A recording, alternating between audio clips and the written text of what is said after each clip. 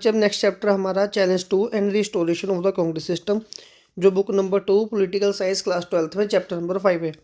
इस चैप्टर का थीम हमने ये जानना है कि 15 ईयर जो कांग्रेस सिस्टम ने नेहरू जी के सुपरविजन में कांग्रेस सिस्टम ने डोमिनेट किया था, कंटिन्यूसली कांग्रेस जीतते आ रही थी। अब उसको काफ़ी सारे चैलेंजेस को फेस करने हैं और ख़ुद को रिस्टोर करने हैं। तो इसने वो कौन कौन से चैलेंजेस थे और कैसे फेस किया, वो सारा हम इस चैप्टर में जानेंगे। वेरी फर्स्ट टॉपिक जो है हमारा वो शुरू होने जा रहा है, जिसका नेम है चैलेंजेस ऑफ पॉलिटिकल सक्सेशन। अब हम आगे पॉलिटिकल को कैसे गो थ्रू करेंगे। तो हुआ क्या कि जो पीएम नेहरू थे, इनकी डेथ होगी मई 1964 में। तो दो तीन मुद्दे देश में आए कि नेक्स्ट पीएम कौन होगा, और जो देश में भी मल्टीपल क्राइसिस चलते आ रहे हैं उनके साथ वो पीएम कैसे निबेड़ा करेंगे, जैसे कि poverty, inequality, communal and regional divisions, या फिर अभी हम आर्मी रूल लेके आएंगे या डेमोक्रेटिक सक्सेशन लेके आएंगे, या हमें कैसे हमारा सिस्टम है वो चलाना है। तो अब इसके बाद की कहानी शुरू होती है नेहरू टू शास्त्री से। कैसे शुरू हुआ, तो के कामराज थे जो कि कांग्रेस के प्रेसिडेंट थे।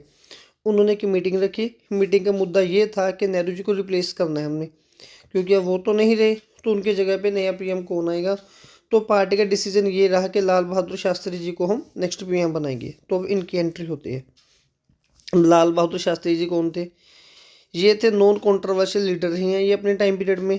ये बहुत ही काम पर्सन थे, यूपी से थे ये। इनकी एक पार्टी थी आईएफएस, और 1930 में इन्होंने उसको ज्वाइन किया था। और एक बार हुआ क्या था कि इनके ये रेलवे मिनिस्टर रह चुके थे, और इनके मिनिस्टर होते होते रेलवे का एक बड़ा हादसा हुआ था जहाँ पे कई लोगों की डेथ हो गई थी।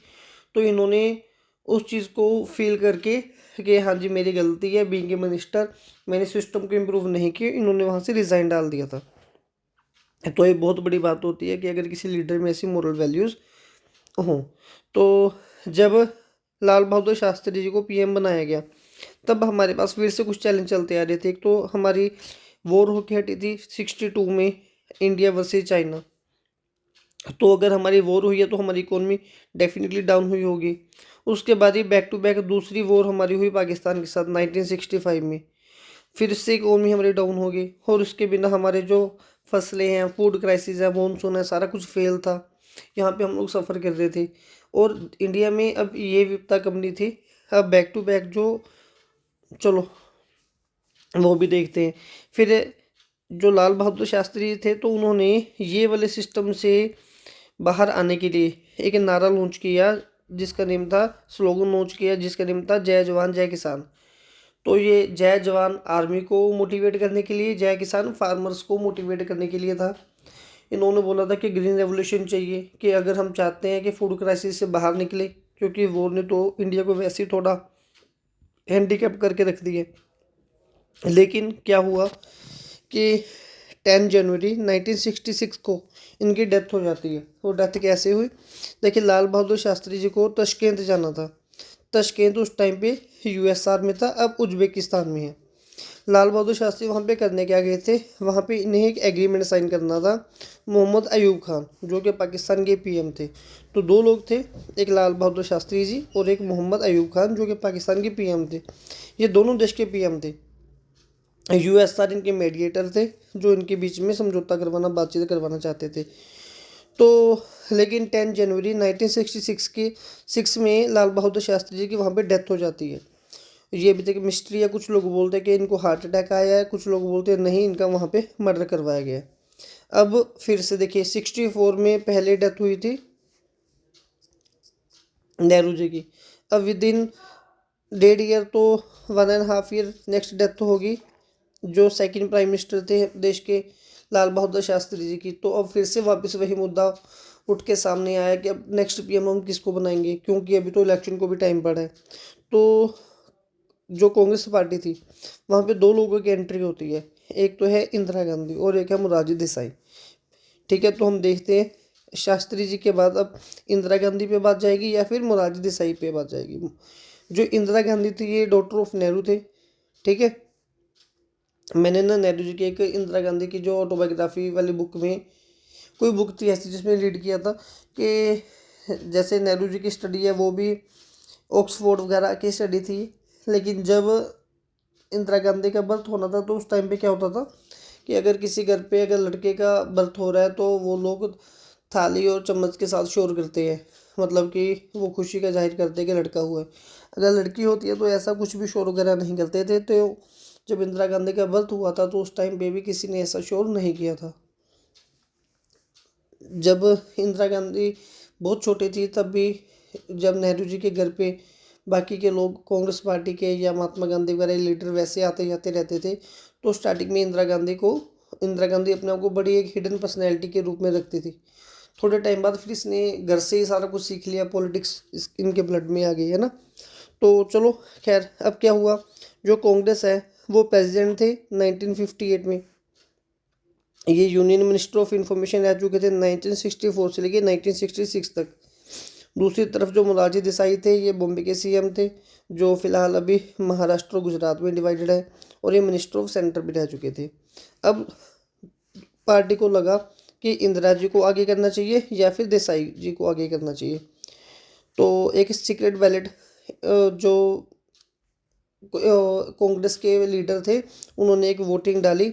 वोटिंग के थ्रू या तो इनको वोट डालनी है या इनको वोट डालनी है, लेकिन लीडर्स ने इंदिरा गांधी को ज़्यादा वोटें डाली, 213 वोट्स इंदिरा गांधी को मिली। सबको ये लगा कि इंदिरा गांधी की यहाँ भी जीत हो रही है, लेकिन इनको वोट डालने का मतलब ये था, सबको सीनियर लीडर को ये लग रहा था कि जो इंदिरा है ये तो एक्सपीरियंस नहीं है, तो इससे हम अपने अकॉर्डिंगली काम ले सकते हैं, और देसाई जी हमारे अकॉर्डिंग काम नहीं करेंगे, ठीक है। लेकिन ये प्लान भी सीनियर लीडर का फेल ही हो गया। कैसे वो आगे बढ़ेंगे।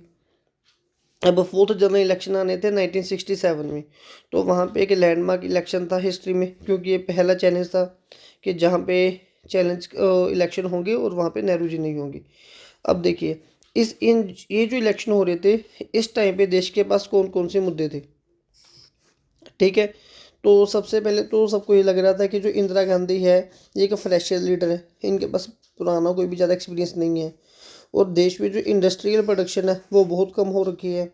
जो मॉनसून है उसने इंडिया को धोखा दे दिया। मिलिट्री में 2 वॉर हमारी लग चुकी हैं, तो वहाँ पे बहुत ज़्यादा एक्सपेंडिचर हो रखा है। तो इंडिया ने अपनी करेंसी का डीवैल्यूएशन करके रखा हुआ है। जैसे आगे कोई फॉरेन की चीज़ पहले 5 रुपये में आती थी, अब वो 7 रुपये में आएगी। इसके साथ ठीक है, फिर एग्रीकल्चर की प्रोडक्शन कम हो रखी है, फूड की शॉर्टेज होगी, क्योंकि ये वाले प्रोसेस से इन्फ्लेशन प्राइसेस काफ़ी ज़्यादा हाई हो गए। अनएम्प्लॉयमेंट लोगों के पास तो शुरू से चलती आ रही है। एक्सपोर्ट हमारा कम हो रखा था, स्ट्राइक्स बढ़ती जा रही थी, ओपोजिशन पार्टी काफ़ी ज़्यादा हाइपर होती जा रही थी कांग्रेस पार्टी के ऊपर, ठीक है। अब हुआ क्या कि राम मनोहर लोहिया ये एक स्ट्रेटेजी लेके आए, जिन्होंने बोला कि नॉन कांग्रेसिज्म ओपोजिशन पार्टीज। इनका मानना ये था, अब ये एक ओपोजिशन पार्टी का टॉपिक हम पढ़ते जा रहे हैं, ठीक, पढ़ने जा रहे हैं, कि जहाँ पे हम ये देखेंगे ओपोजिशन पार्टी कैसे इमर्ज होना शुरू हो रही। इन्होंने एक आइडिया सामने ये रखा कि कांग्रेस को हराना कोई बहुत बड़ी बात नहीं है, लेकिन जितनी भी बाकी पार्टीज हैं वो बहुत छोटी हैं कांग्रेस के सामने, ठीक है। लेकिन कांग्रेस अकेली है, वो बहुत बड़ी पार्टी लग रही है। क्यों ना, अगर हमें इसको हराना है तो हम सबको इकट्ठे होना पड़ेगा। अगर ये छोटी छोटी पार्टी को इकट्ठा करके, तो ये इतनी बड़ी तो बनी जाएगी ना, तो इसको फिर टक्कर दे सकती है। तो इसलिए राम मनोहर लोहिया ने सारी पार्टी को रिक्वेस्ट की कि हम एक यूनिट में इकट्ठे होके लड़ेंगे और कांग्रेस को हरा सकते हैं, ताकि हम कांग्रेस को हरा दें। तो हुआ क्या कि राम मनोहर लोहिया जो मैनकाइंड एंड जन के फाउंडर थे, फाउंडर एडिटर थे, ठीक है, इन्होंने पार्टी से बनाई, एक तो बनाई सीएसपी और एक बनाई एसएसपी। सीएसपी मतलब कि कांग्रेस सोशलिस्ट पार्टी, एसएसपी मतलब कि संयुक्त सोशलिस्ट पार्टी। राम मनोहर लोहिया एक सोशलिस्ट थे। नॉन कांग्रेसिज्म स्टार्ट मूवमेंट इन्होंने स्टार्ट की, कांग्रेस के एंटी होना, और ये रीक्लेम करते थे डेमोक्रेसी को। इनका मतलब ये था कि जो कांग्रेस ने डेमोक्रेसी दे रखी है वो ज़्यादा अच्छी नहीं है, हम अच्छे से लेके आएंगे। ये इंग्लिश लैंग्वेज को अपोज करते थे, ये बोलते थे कि हमें इंग्लिश लैंग्वेज इंडिया में नहीं बोलनी चाहिए क्योंकि हमारी लैंग्वेज नहीं है।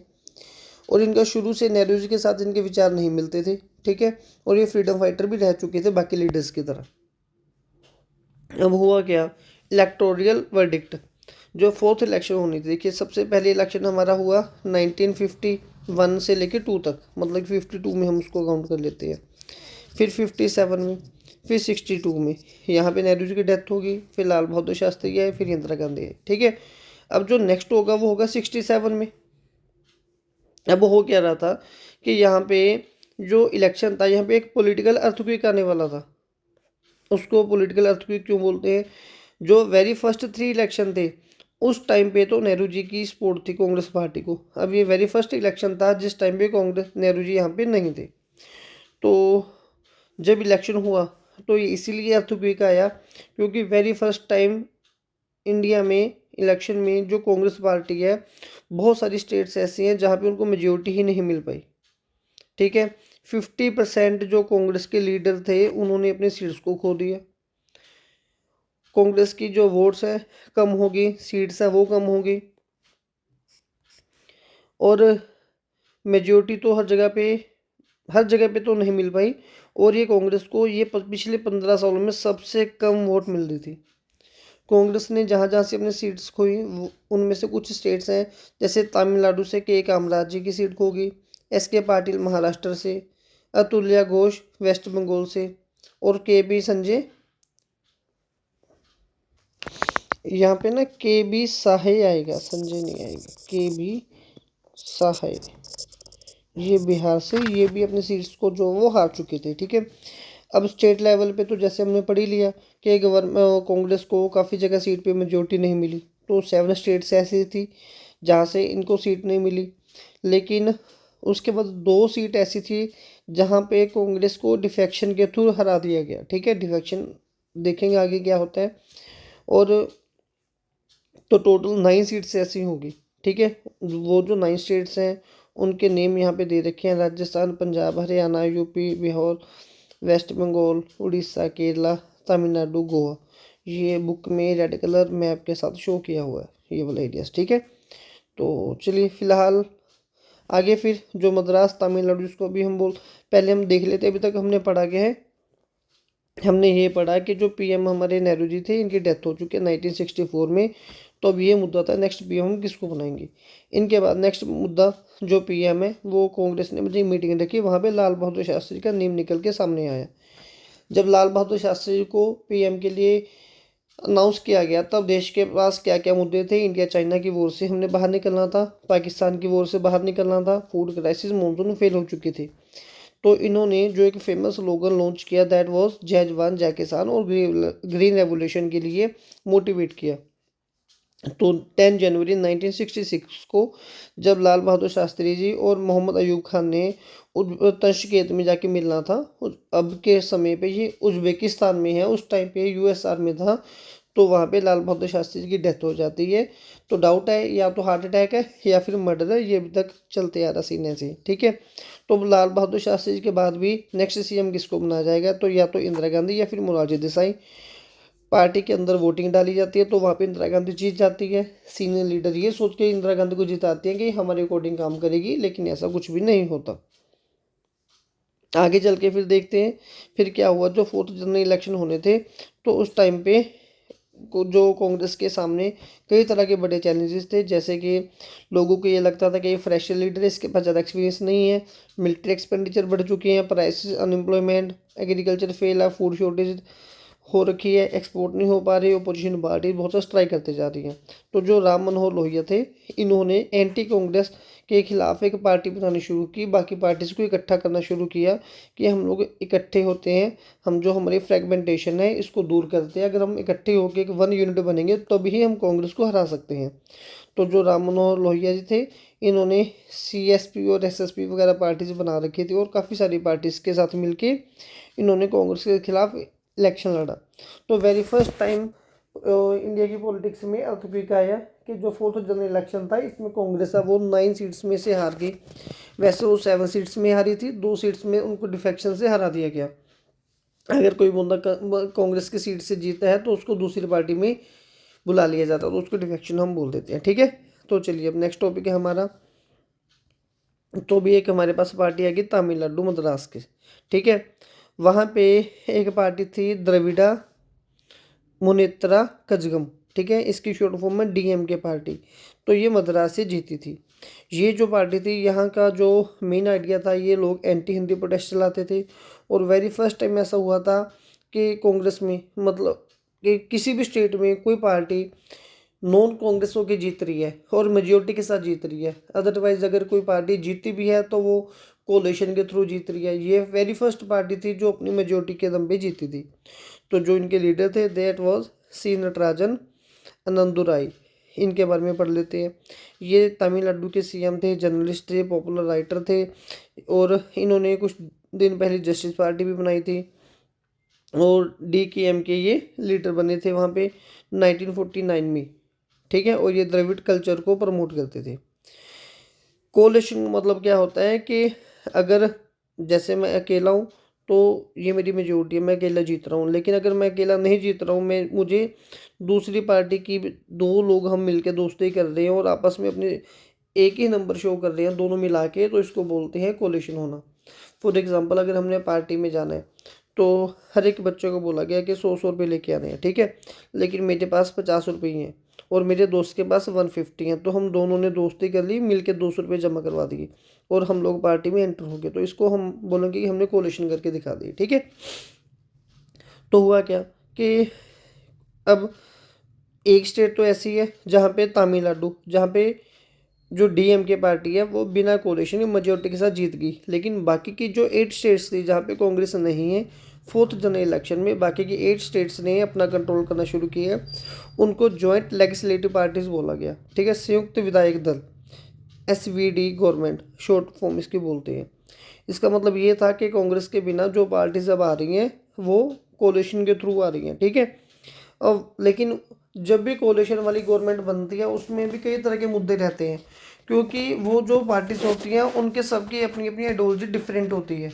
वो एक टाइम पे गवर्नमेंट तो बना लेते हैं लेकिन बाद में सबके जो विचार है वो अपने सेपरेट रहते हैं, वो एक दूसरे की बात कभी कभार मानते भी नहीं है।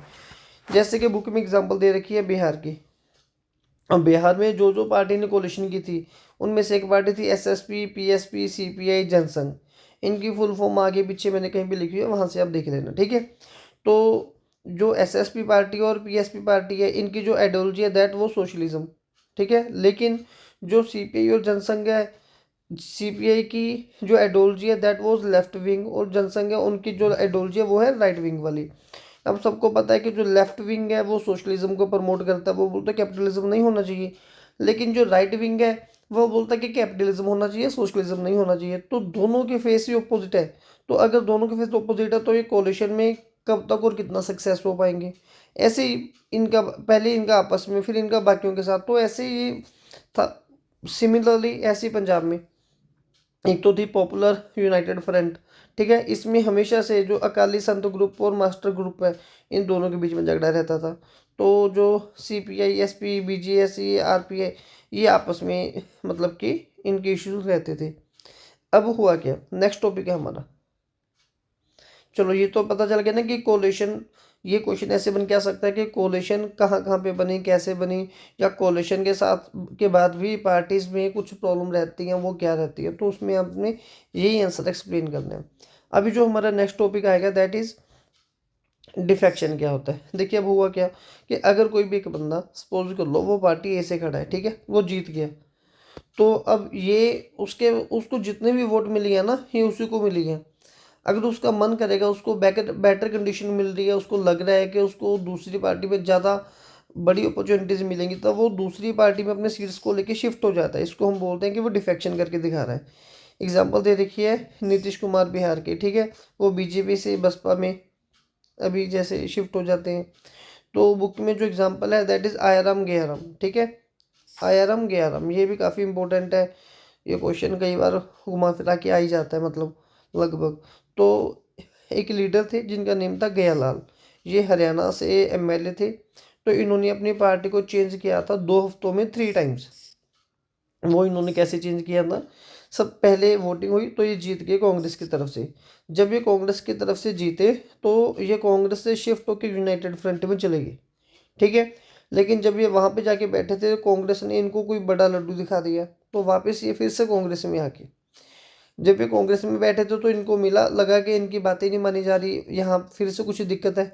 तो ये वापस फिर से यहाँ से लेके यूनाइटेड फ्रंट में चलेगी। ठीक है, तो मतलब कि ये खुद ही क्लियर नहीं हो पाए कि इनको कौन सी पार्टी में रहना है। तो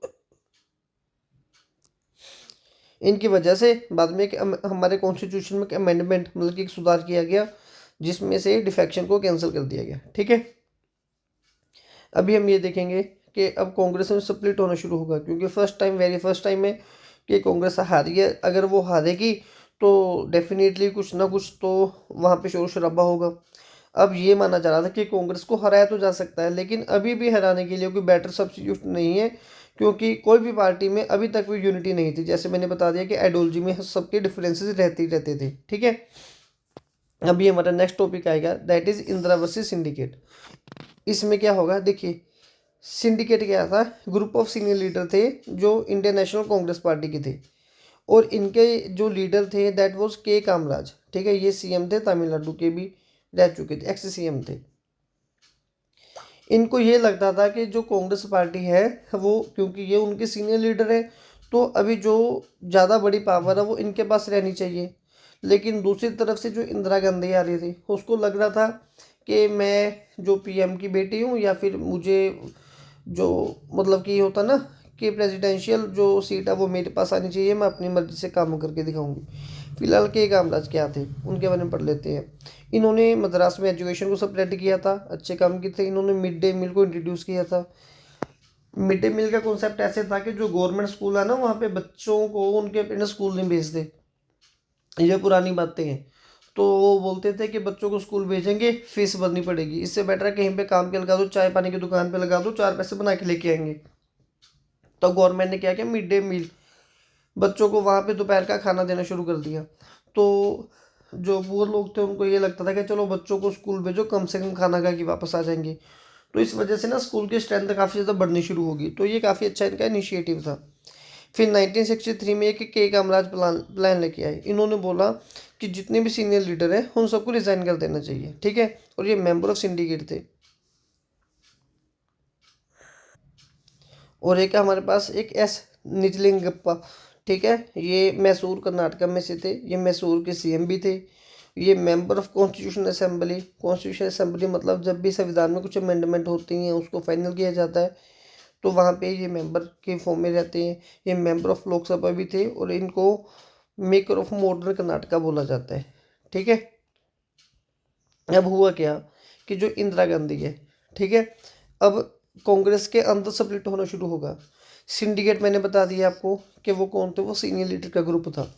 इंदिरा गांधी अब उनके लिए एक बड़ा चैलेंज बनते जा रही है। कैसे, इंदिरा गांधी ने क्या किया, सिंडिकेट को साइडलाइन करना शुरू कर दिया। ठीक है, अब देखिए जब कांग्रेस पार्टी बैठी है वहाँ पे सीनियर लीडर बैठे हैं, तो अगर इंदिरा गांधी को ये उनके सामने तो छोटी है ना सीनियरिटी के हिसाब से, तो अगर इसको कुछ डिसीजन चाहिए, कुछ हेल्प चाहिए, तो ये यहाँ से हेल्प ले सकती है। लेकिन ये कांग्रेस के अंदर से नहीं, ये बाहर के किसी और लीडर से, जिनको सीनियर लीडर पसंद नहीं करते थे, ये वहाँ से हेल्प ले रही थी, एडवाइजर फ्रॉम आउटसाइड। तो पार्टी एडवाइजर इस बात से खुश नहीं थे, और उनको लग रहा था कि इंदिरा गांधी ने लेफ्ट विंग प्रोग्राम जो वो स्टार्ट करवा दिए। ठीक है, वो सिंडिकेट पार्टी के बाहर जाके करवाए, और इसने इंट्रोड्यूस 10 पॉइंट प्रोग्राम भी शुरू करवाए। वो 10 पॉइंट जो प्रोग्राम थे, पॉवर्टी एलिवेशन प्रोग्राम कुछ ऐसे थे, तो उससे जो लोग हैं वो काफ़ी खुश हो रहे थे। और बाकी जो पुराने लीडर थे सिंडिकेट वगैरह जिनको हम बोलते हैं, उनको ये था कि हमको बिना बताए बिना इन्फॉर्म किए ये सारा काम चलते आ रहा है, कि ऐसे तो होना नहीं चाहिए। तो जो 10 पॉइंट प्रोग्राम उनमें से कुछ यहाँ पे लिखे हुए हैं कि एक तो इंदिरा गांधी ने बहुत सारे बैंक और इंश्योरेंस का नेशनलाइज कर दिया। जो अर्बन प्रॉपर्टी थी उनको सीलिंग एंड इनकम उनकी लिमिटेड कर दी, कि आपके पास इतनी ही लैंड होनी चाहिए, अगर इससे ज़्यादा लैंड होगी तो वो, जैसे कि मैं एग्जांपल दे देता हूँ कि गवर्नमेंट ने उस टाइम पे 10 एकड़ हर एक बंदे को बोल दी कि किसी बंदे के पास 10 एकड़ से ज़्यादा ज़मीन नहीं होनी चाहिए। अगर मेरे पास 100 एकड़ है तो मैं कहीं पे भी 10 एकड़ को फाइनल करूंगा, और बाकी की जो 90 एकड़ है वो सरकार को सरकारी रेट पे बेच दूंगा। फिर गवर्नमेंट उस जमीन को गरीबों में वापस से रिडिस्ट्रीब्यूट करेगी। फिर फूड ग्रेन का पीडीएस था इसमें से। लैंड रिफॉर्म जो सीलिंग में से मैंने बताया ना, गरीबों को जमीन वापस बांटेंगे। और जो house side to rural poor, जो विलेजेस में रहने वाले गरीब लोग थे उनको घर बनवाने शुरू कर दिए। अब क्या हुआ कि सेट बैक इलेक्शन 1967, अब जो नेक्स्ट इलेक्शन होने थे, तो जो भी सीट्स इनकी हो, ये हार चुके थे अपनी, तो 67 में जो सीट्स आ रही थी उनकी रिकवरी करनी थी, ठीक है। तो भी प्रेसिडेंशियल इलेक्शन हुई, प्रेसिडेंशियल इलेक्शन में क्या हुआ, तो कांग्रेस पार्टी का प्रेसिडेंट किसको बना जाएगा। तो दो ग्रुप बन गए, एक तो था सिंडिकेट ग्रुप, सिंडिकेट ग्रुप मैंने आपको बता दिया कि जो सीनियर लीडर का ग्रुप होता था। दूसरा ग्रुप था जो इंदिरा गांधी का था, जो फिलहाल सोशलिज्म आइडियोलॉजी पे चलना शुरू कर दी थी। सिंडिकेट लीडर को ये लगता था, मतलब इस सीनियर ग्रुप को लीडर को ये लगता था कि इंदिरा गांधी को काम करना चाहिए सिंडिकेट के अकॉर्डिंग, सीनियर लीडर के अकॉर्डिंग। इंदिरा गांधी को ये लगता था कि इंदिरा तो इंदिरा है, वो इंदिरा के अकॉर्डिंग ही काम करेगी। तो जाकिर हुसैन जो कांग्रेस के प्रेसिडेंट थे, उनकी डेथ होगी 1969 में।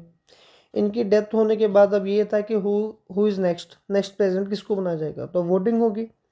तो जो सिंडिकेट जो सीनियर लीडर थे, एक उन्होंने अपना कैंडिडेट रखा एन संजीवा रेड्डी को, जो कि इंदिरा गांधी के कट्टर दुश्मन बनते जा रहे थे, ठीक है। और ये ऑफिशियल कांग्रेस कैंडिडेट थे। ये बोल रहे थे कि जितने भी कांग्रेस के एमपीज हैं और एमएलए उन सबको संजीवा रेड्डी को वोट करनी चाहिए, और इनको ही जो सीनियर लीडर्स है सिंडिकेट है उनको सपोर्ट करनी चाहिए। इनके ओपोज में, ठीक है, इंदिरा गांधी ने वी गिरी, जिनका टाइम पीरियड है 1969 टू 74, इनको एज ए कैंडिडेट खड़ा किया, ठीक है। और ये आंध्र प्रदेश में लेबर लीडर थे, यूपी के गवर्नर, केरला के गवर्नर, कर्नाटका के गवर्नर थे, और ये इंडिपेंडेंट ही खड़े हुए थे बिना किसी पार्टी के ये इलेक्शन में। तो यहाँ पे अब क्या चल रहा था, जो संजीवा रेड्डी थे जो सिंडिकेट की तरफ से खड़े थे, ये सारे लीडर एमपी एमएलए को, कांग्रेस को ये अपील कर देते कि सारे लोग सिर्फ रेड्डी को ही वोट डालें। लेकिन इंदिरा गांधी जी ये बोल रहे थे कि जो भी कांग्रेस के लीडर हैं वो वोट तो डाले, लेकिन केयरफुली होके, जहाँ पे उनको वोट डालना सही लगता है। तो इससे हुआ क्या कि इंदिरा गांधी का इंप्रेशन थोड़ा अच्छा लगा और ये इलेक्शन में वापस से जीत गई, ठीक है। तो प्रेसिडेंट मतलब अब इंदिरा गांधी की टीम का बनना शुरू हो गया। एक बार निगाह मार लेते, अभी तक हमने पढ़ा क्या है।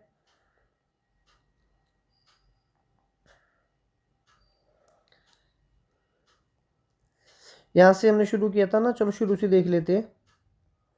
अब पढ़ा हमने ये था कि जो भी जब पीएम नेहरू की डेथ होगी तो उसके बाद नेक्स्ट पीएम हम किसको बनाएंगे, जो देश में गरीबी, इनक्वालिटी, कम्युनलिज्म या सेपरेटिज्म की जो डिमांड है, या लोग अपने आप को डिफरेंट दिखा रहे हैं, सबको कैसे यूनिट करके रखेंगे, देश में डेमोक्रेसी रखनी है, आर्मी रूल रखना है, या क्या रखना है। तो के कामराज ने मीटिंग रखी और उसमें से लाल बहादुर शास्त्री का नाम निकल के सामने आया। फिर क्या हुआ कि इन्होंने जय जवान जय किसान का नारा लॉन्च किया, लेकिन अभी इनका करियर शुरू ही हो रहा था पीएम के तौर पे, और इनकी भी डेथ होगी, ठीक है। डेथ तो इनकी तशकींत में, जब ये पाकिस्तान के पीएम मोहम्मद अयूब खान के साथ मीटिंग करने गए थे 1965 के वॉर के बाद। तो लोगों को लगा या तो डेथ है, या तो मर्डर है, या तो हार्ट अटैक है, समथिंग कुछ ऐसे कॉन्सेप्ट चलते आ रहे हैं। अब दो पीएम की डेथ होगी बैक टू बैक, तो अब नेक्स्ट पीएम किसको बनाया जाएगा। तो दो कैंडिडेट सामने आए, एक तो इंदिरा गांधी और एक मोरारजी देसाई, ठीक है। तो पार्टी के अंदर वोट डाली कि पार्टी के लोगों ने इंदिरा गांधी को ज़्यादा सपोर्ट की, उनको वोट डाली। तो इंदिरा गांधी ने फोर्थ इलेक्शन लड़ना था 1967 का, वो इलेक्शन ही हार गई। क्यों हार गई, क्योंकि वहाँ पे राम मनोहर लोहिया, जिन्होंने बड़ा अहम रोल प्ले किया कांग्रेस को हराने में, तो इन्होंने बाकी छोटी छोटी पार्टीज को इकट्ठा करके एक बड़ी यूनिट पार्टी में कन्वर्ट कर दिया और कांग्रेस के सामने लाके खड़ा कर दिया। अब फर्स्ट टाइम ऐसा था कि कांग्रेस है जो अपनी सीट हारती जा रही है, पहले कभी भी ऐसा नहीं हुआ था। तो लगभग जैसे के कामराज तमिलनाडु से, एस के पाटिल महाराष्ट्र से, अतुल्य घोष वेस्ट बंगाल से, के बी सहाय ये वेस्ट बिहार से अपनी सीट हार गए। स्टेट लेवल पे इनको मेजोरिटी नहीं मिली 7 स्टेट्स पे, और 2 स्टेट ऐसी थी जहाँ पे इनको डिफेक्शन के थ्रू हरा दिया गया। तो वो ये 9 स्टेट्स के नेम लिखे हुए हैं जहाँ से कांग्रेस हारी थी, ठीक है। अब एक डीएमके पार्टी जो तमिलनाडु मद्रास में से, ये मेजोरिटी के साथ जीती थी कांग्रेस के खिलाफ, पहली फर्स्ट पार्टी है जो पहली बार बिना कोलिशन से मेजोरिटी के साथ कांग्रेस के खिलाफ खड़ी होकर जीती है, ठीक है। इनके जो सीएम थे वो सी नटराजन नंदुराई थे। तो आगे तो जितने भी कोलिशन थी बाकी की 8 स्टेट्स, उनकी पार्टी को बोलते थे जॉइंट लेजिस्लेटिव पार्टीज, ठीक है। लेकिन ये जो पार्टीज थी, ये पार्टीज कोलिशन के थ्रू सरकार तो बना दी, लेकिन वो अच्छे से नहीं चल पा रही थी। उसका रीज़न क्या था कि सबके आइडियोलॉजी में डिफरेंसेस थे, चेंजेस थे। डिफेक्शन होता है क्या है, जब कोई बंदा एक इलेक्शन होके एक पार्टी से जीत जाता है, लेकिन फिर वो अपनी सारी वोट लेके दूसरी पार्टी में चला जाता है, तो इसको डिफेक्शन बोलते हैं। फिलहाल प्रेजेंट टाइम पे ऐसा नीतीश कुमार ने किया, वो बीजेपी से बसपा में गए थे। बुक में मेंशन कर रखा है आया राम गया राम की स्टोरी के बारे में, जिसमें गया लाल एक लीडर है जो हरियाणा के एमएलए थे। उन्होंने अपनी पार्टी को 2 हफ्तों में 3 बार चेंज कर दिया। कांग्रेस, कांग्रेस से यूनाइटेड फ्रंट, यूनाइटेड फ्रंट से फिर कांग्रेस, वहाँ से फिर यूनाइटेड फ्रंट। ठीक है, फिर अमेंडमेंट डाली गई, ये डिफेक्शन का प्रोसेस बंद कर दिया। अब क्योंकि कांग्रेस पार्टी इलेक्शन हारी है तो झगड़ा तो होना बहुत लाजमी था। तो कांग्रेस के अंदर कुछ तनाव वगैरह पैदा होने शुरू हो गए, डिफेक्शन पैदा होने शुरू हो गए। सिंडिकेट लीडर, जो सीनियर लीडर थे, उनको लगा कि इंदिरा गांधी की वजह से हम लोग इलेक्शन हार रहे हैं, क्योंकि हमारी बात नहीं मानती। इंदिरा गांधी को लग रहा था कि अब मेरे पास नई आइडियोलॉजी है, मैं अपने तरीके से काम करना शुरू करेंगे, मुझे आप लोगों के सजेशंस नहीं चाहिए। ठीक है, तो जो के कामराज थे, उनको लग रहा था कि इंदिरा गांधी अब हमारे तरीके से काम नहीं कर रही। और वैसे भी इंदिरा गांधी ने जो सिंडिकेट सिंडिकेट मतलब कि सीनियर लीडर थे कांग्रेस के पुराने, उनको साइडलाइन करना शुरू कर दिया। वो अगर एडवाइज़र है तो बाहर से ले रहे हैं। ठीक है, पार्टी के एडवाइजर इस बात से खुश नहीं है। लेफ्ट विंग प्रोग्राम शुरू कर दिए, जिनमें से कुछ इंश्योरेंस एंड बैंकिंग का नेशनलाइज करना शुरू कर दिया, अर्बन प्रॉपर्टीज सीलिंग करना शुरू कर दिया, पीडीएस पूरी करना शुरू करवा दिया, लैंड रिफॉर्म, जो रूरल पूरे गरीब लोग थे उनके लिए हाउस जो है वो अनाउंस करवाने शुरू करवा दिए। तो क्योंकि इंदिरा गांधी का मेन मोटिव ये था कि जो हमने 67 में अपने सीट हारी है हम उनको रिकवर करेंगे। तो फिर अब क्या हुआ कि जो जाकिर हुसैन जो कांग्रेस के प्रेसिडेंट थे, 1969 में इनकी डेथ होगी, तो अब कांग्रेस को नया प्रेसिडेंट चाहिए। तो सीनियर लीडर ने अपनी तरफ से कैंडिडेट को खड़ा किया जो अब कांग्रेस के प्रेसिडेंट बनेंगे, जिनका नेम था रेड्डी, एन संजीवा रेड्डी। और इंदिरा गांधी ने वीवी गिरी को कैंडिडेट अपनी तरफ से खड़ा किया। ठीक है, अब इन दोनों में इलेक्शन हुए। इलेक्शन होके इन्होंने अपना नारा लगाया, संजीवा रेड्डी ने, कि कांग्रेस के सारे एमपी सारे एमएलए इनको ही वोट दे। लेकिन इन्होंने नारा क्या लगाया, इंदिरा गांधी ने नारा क्या लगाया कि सारे कैंडिडेट सोच समझ के वोट डाले अपने, तो इनको वोट ज़्यादा मिली, ये जीत गए। तो अब जो प्रेसिडेंट है कांग्रेस में वो भी इंदिरा गांधी जी की तरफ से ही बना हुआ है। ठीक है, अब हम हमारा नेक्स्ट टॉपिक शुरू करते हैं। यहाँ पे ना 1-2 टॉपिक है जो मैं आपको ओरली बोल के समझा देता हूँ। तो अब क्या हुआ, जो इंदिरा गांधी है प्रेसिडेंट उनकी तरफ से आ गया, तो जो पुराने लीडर थे उनको काफ़ी फील हो रहा है कि अब हमारा तो यहाँ पे कोई रोल ही नहीं रह रहा कांग्रेस में, है ना। तो उन्होंने कांग्रेस में 1969 में 2 कांग्रेस पार्टी बनानी शुरू कर दी। जैसे कि 1969 में कांग्रेस के 2 हिस्से हो गए, एक तो जो इंदिरा गांधी वाली कांग्रेस है, ठीक है, और जो पुरानी वाली कांग्रेस है। जो पुरानी वाली कांग्रेस है उनको बोलते थे सिंडिकेट, इसमें सीनियर लीडर थे पुराने वाले। और जो इंदिरा गांधी थी इसको बोलते हैं कांग्रेस आर। कांग्रेस आर का मतलब क्या हो गया, ये थी रिक्वेस्टनिस्ट, मतलब कि रिक्वेस्ट करती है लोगों से। ये जो इंदिरा गांधी की कांग्रेस को बोला जाता था आर, जो इनसे पुरानी वाली कांग्रेस है उसको बोला जाता था कांग्रेस ओल्ड ओ। ठीक है, ये पुरानी वाली कांग्रेस है। इसमें क्या था कि जितने भी कंजर्वेटिव प्रो रिच लोग थे वो सारे रहते थे, इनकी ये आइडियोलॉजी थी। इंदिरा गांधी क्या बोलती थी कि मुझे रिचर लोग नहीं चाहिए, मैं पूरे लोगों को साथ लेके चलूंगी, गरीबों को साथ लेके चलूंगी अपने। अब जो मोरारजी देसाई थे उन्होंने कांग्रेस पार्टी से रिजाइन दे दिया, ये बोल के कि इंदिरा गांधी जब हमारी बात नहीं सुनती, हमारे अकॉर्डिंग काम ही नहीं करती, तो हमारा पार्टी में रोल क्या है। तो उनको ये था कि ये सारा सीन क्रिएट करके जो इंदिरा गांधी को वो काफ़ी ज़्यादा लॉस होगा, लेकिन इंदिरा गांधी ने इस चीज़ की केयर नहीं की। ठीक है, अब इसके बिना इंदिरा गांधी ने एक प्रेवी पर्स का एक कॉन्सेप्ट लेके आना शुरू कर दिया। अब प्रीवी पर्स का मतलब क्या होता है कि जो भी प्रिंसली स्टेट्स थी उनको जब इंडिया के साथ इंटीग्रेट करना था, तो गवर्नमेंट ने उनको कुछ हेरिडिटी ग्रांट देनी शुरू की थी। गवर्नमेंट ने उनको बोला था कि जितना बड़ा आपका साम्राज्य है हम आपको जितनी आप इनकम अभी कमा रहे हो हम आपको उतनी इनकम देते रहेंगे। और जितना बड़ा आप लोगों का साम्राज्य है उतने उस हिसाब से जो अलाउंस है, सरकारी खर्चा है, वो हम आपके आने वाली जनरेशन को देते रहेंगे। ठीक है, ये जब हमने इंटीग्रेट करना था तब ये डील्स ऐसी काफ़ी सारी फाइनल की थी। तो अब इंदिरा गांधी ने क्या बोला कि हम ये सारा कुछ बंद करने जा रहे हैं, हम ऐसा कुछ भी नहीं देंगे। ठीक है, तो जो जब इस चीज़ का क्रिटिसिज्म हुआ तो लोगों ने बोला अच्छा, जब ये कॉन्सेप्ट बनाना भी था तब उस टाइम पे बहुत सारे जो लोग हैं वो बोलते थे कि किसी भी लीडर के किसी भी राज्य के साथ ऐसा नहीं करना चाहिए कि मतलब कि अगर मैं छोटा राजा हूँ, ठीक है, तो मुझे बहुत कम मिल रहा है, लेकिन जो दूसरा बड़ा राजा है उसको काफ़ी ज़्यादा मिल रहा है, तो यहाँ पे इक्वालिटी तो है ही नहीं। देश में, है ना। तो इक्वालिटी नहीं है तो ऐसे तो अच्छी बात नहीं बनेगी, और ये इकोनॉमिकली इनजस्टिस है, सोशली भी इनजस्टिस होते जा रहा है। और नेहरू जी इस बात के साथ खुश नहीं थे। अब इंदिरा गांधी ने भी यही कॉन्सेप्ट उठाया है कि मैं भी इस बात का खुश नहीं हूँ, और इस कॉन्सेप्ट को जो अब हमें बंद कर देना चाहिए वो ज़्यादा बेटर है। अब जब इसको बंद करना था तो जो मोरारजी देसाई वगैरह थे वो फिर से इंदिरा गांधी के साथ उनके विचारों के टकराव होते थे। तो उन्होंने बोला ये तो मॉरली करेक्ट ही नहीं है। जब हम लोगों के साथ हमने उनके साथ प्रॉमिस किया, उनको जुबान दी गया, तो वफादारी कहाँ पे जाएगी? कैसे लोग इंडिया के ऊपर भरोसा करेंगे? हम भी तो झूठ ही बोल रहे हैं ना कि हमने पहले डील कर ली अब हम वापस कर रहे हैं। तो ये ऐसा, तो फिर अब आगे क्या होना था कि सबसे पहले 1969, तब तो कांग्रेस की सरकार ही नहीं है, तब तो मतलब ही नहीं है। तो 1970 में इंदिरा गांधी ने वापस यही जो प्रिंसली कोड वाला मैंने अभी आपको प्रीवी पर्स वाला जो मुद्दा बताया है उसको अमेंडमेंट के लिए आगे लेके आना शुरू किया। वो जो बिल है वो लोकसभा में तो पास हो गया लेकिन राज्यसभा में पास नहीं हो पाया। फिर 1971 में जाके फाइनली इंदिरा गांधी ने जो प्रीवी पर्स वाला टॉपिक था, कॉन्सेप्ट था, वो ख़त्म कर ही दिया। ठीक है। तो जो दूसरे सिंडिकेट के लीडर थे वो इस बात से बिल्कुल भी खुश नहीं थे। चलिए अब हम हमारा जो नेक्स्ट टॉपिक है वो शुरू करते हैं। ठीक है। एक बार वापस फिर से मैं जो प्रीवी पर्स वाला तो कॉन्सेप्ट है उसको एक्सप्लेन कर देता हूँ। हुआ क्या था कि 1969 में कांग्रेस के अंदर स्प्लिट आनी शुरू होगी।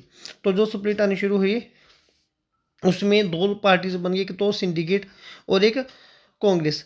जो पुरानी वाले लीडर हैं, ठीक है, जो अब नई पार्टी बन रही है उसको बोलते हैं कांग्रेस ओल्ड, ओल्ड कांग्रेस। मतलब कि इसमें पुराने लीडर हैं, सारे सीनियर लीडर हैं। जो इंदिरा गांधी वाली कांग्रेस है उसको बोलते हैं कांग्रेस आर, मतलब कि रिक्वेस्टनिस्ट। ये न्यू कांग्रेस है। जो पुरानी वाली कांग्रेस है उसका नेम था, उसका जो मेन कॉन्सेप्ट था वो कंजर्वेटिव प्रो रिच। और जो सोशलिस्ट वाली जो इंदिरा गांधी वाली है उसका मेन आइडियोलॉजी थी सोशलिस्ट प्रो पुअर वाली। ठीक है। तो जो मोरारजी देसाई हैं उन्होंने इस बात के बाद बुरा मान के जब कांग्रेस पार्टी मतलब कि जब उन्होंने पार्टी सेपरेट की है, इसलिए सेपरेट की क्योंकि उन्होंने रिज़ाइन दे दिया था कि इंदिरा गांधी मेरे अकॉर्डिंग काम नहीं करती। तो इसमें से कॉन्सेप्ट था जो बहुत बड़ा रीज़न बनते जा रहा था, जो इंदिरा गांधी का कॉन्सेप्ट लेके आ रही थी evolution of the Privi purse वाला। प्रीवी पर्स में क्या होता है कि इंदिरा गांधी ने बोला कि जब हमने इंडिया को इंटीग्रेट किया तो हमने जो प्रिंसली कोड थे, ठीक है, जो प्रिंसली स्टेट्स थी उनको एक हेरिडिटी का प्रोमिस किया था। उसमें क्या आता है कि हम उनको कितनी रेवेन्यू देंगे, क्या पोटेंशियल, क्या एक्सटेंट होगा, वो उनकी कैपेसिटी के अकॉर्डिंग होगा। उनकी आने वाली जनरेशन को हमने कितना फंड देते जाना, गवर्नमेंट अलाउंस कितनी देनी करनी है। ठीक है। तो अब नेहरू जी भी इस बात से खुश नहीं थे जब इंडिया के गवर्नमेंट ने इस चीज़ का प्रोमिस किया था। तो इंदिरा गांधी ने बोला मैं ये बंद करने जा रही हूँ। ठीक है। तो जब वो बंद करवा रही तो कांग्रेस के ज़्यादातर लीडर इस चीज़ से खुश नहीं थे, वो खुश नहीं थे। तो मोरारजी देसाई ने भी बोला था कि ये मोरली करेक्ट नहीं है, तो लोग हमारे ऊपर प्रोमिस फेथ कैसे करेंगे। ठीक है, हमारे प्रोमिस का क्या होगा। तो 1969 में तो ये चीज़ नहीं पॉसिबल हो पाई। 70 में अमेंडमेंट जब इंदिरा गांधी लेके गई तो वो वाला बिल लोकसभा में पास हो गया लेकिन राज्यसभा में फेल हो गया। तो 71 में फाइनली फेल कर दिया गया। अब नेक्स्ट कॉन्सेप्ट जो हमारा चलते आ रहा है वहाँ पे हम चलते हैं, वो हमारा टॉपिक बनेगा the 71 election and the restoration of the Congress. अब कांग्रेस की यहाँ पे वापस फिर से वापसी होगी। ठीक है। तो इसमें देखिए क्या हुआ, जो नवंबर 69 था वहाँ पे कांग्रेस है वो हमने ऑलरेडी पढ़ लिया कि वो स्प्लिट हो चुकी है। तो अब कांग्रेस इंदिरा गांधी वाली होगी। तो इंदिरा गांधी वाली कांग्रेस ने कोalition करनी शुरू की सीपीआई और डीएमके पार्टी के साथ। ठीक है। जो इन दोनों की आइडियोलॉजी भी सोशलिस्ट है और इसकी पार्टी जो आइडियोलॉजी है वो भी सोशलिस्ट चलती आ रही है। इंदिरा गांधी ने सोशलिस्ट के चलते हुए एक तो लैंड सीलिंग का, ये मैंने आपको बता दिया कि जो कॉन्सेप्ट है वो अप्लाई करवा दिया। ठीक है। लैंड सीलिंग क्या होती थी कि हर एक बंदे को एक लिमिटेड लैंड दे दी, वो इससे ज़्यादा अपने पास नहीं रखेगा। हालांकि ये रूल जो है वो बाद में जाके फेल हो गया था। तो ये पहले डिसोल्यूशन ये भी लोकसभा में पास तो नहीं हो पाया लेकिन 71 में जाके ये इन्होंने फाइनल करवा दिया। अब क्या हुआ, द कंटेस्ट। नेक्स्ट कॉन्सेप्ट है हमारा, ठीक है, जो कांग्रेस आ रहा है, ठीक है, ये है इंदिरा गांधी वाली। इसने स्लोगन चलाने शुरू किए कि हम पब्लिक सेक्टर के ऊपर ज़्यादा फोकस करेंगे, पब्लिक सेक्टर मतलब कि गवर्नमेंट का ज़्यादा कंट्रोल रखेंगे। और इसका मुद्दा था गरीबी हटाओ। और ये जो प्राइसिंग पर या वगैरह वो कंसेप्ट लेके आ रहे थे, सीलिंग यहाँ पे प्राइसिंग, यहाँ पे प्रिंसली पर्स आएगा, ठीक है। प्रिंसली पर्स जो भी हमने पढ़ा है, प्रीवी पर्स हम उसको बोल देते हैं। तो सीलिंग रूरल में ये समझा दिया मैंने, है ना। तो ये वाले कॉन्सेप्ट हैं वो इनके थे, और इनके साथ प्लस सीपीआई पार्टी को एक साथ लेके चल रही थी।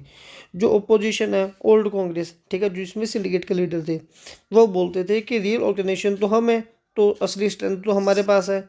और ये बोलते थे कि इन्होंने ग्रैंड अलायंस की है। ग्रैंड अलायंस मतलब कि इन्होंने अपने साथ 5 पार्टीज को लेके चल रहे हैं, जिनमें से बीजेएस मतलब की भारतीय जनसंघ, दूसरा है बीकेडी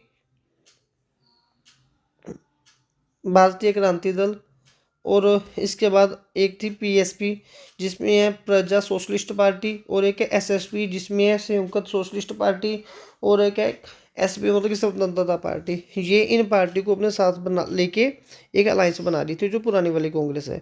और इनका स्लोगन क्या था कि इंदिरा को हटाओ। अब देखिए इनका स्लोगन ही इंदिरा को हटाओ है, तो लोगों का यहाँ पे ज़्यादा फेथ नहीं आ रहा था। लेकिन इंदिरा के पास जो स्लोगन थे वो काफ़ी अच्छे थे कि गरीबी हटाओ, तो ये वाला ज़्यादा लोगों को सूट कर रहा था, ठीक है, उस टाइम पे।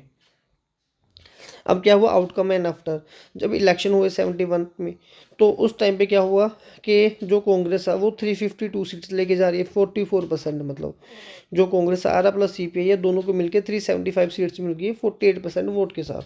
जो कांग्रेस ओ है, जो सीनियर लीडर वाली सिंडिकेट वाली कांग्रेस थी, उनका काफ़ी ज़्यादा खराब परफॉर्म रहा।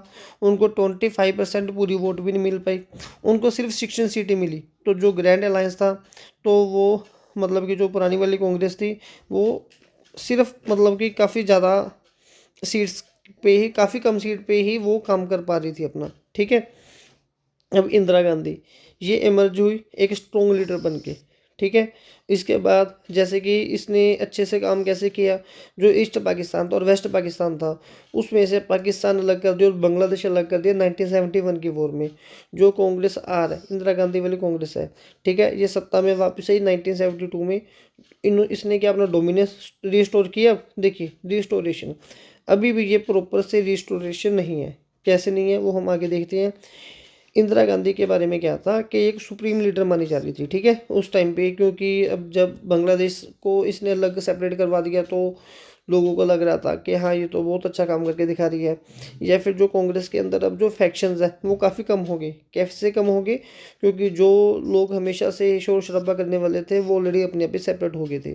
अब स्पेस ऑफ डेमोक्रेटिक एक्सप्रेशन, अब वहाँ पे कुछ भी ऐसा नहीं था कि कांग्रेस ने अगर कोई, जैसे इसने कोई भी पॉलिसी बनाई है या कोई कांग्रेस के अंदर वाला कोई लीडर उस पार्टी को अब ख़त्म कर रहा है, क्योंकि वो जो भी उसको क्रॉस कर रहे थे वो ऑलरेडी ओपोजिशन में जा चुके थे।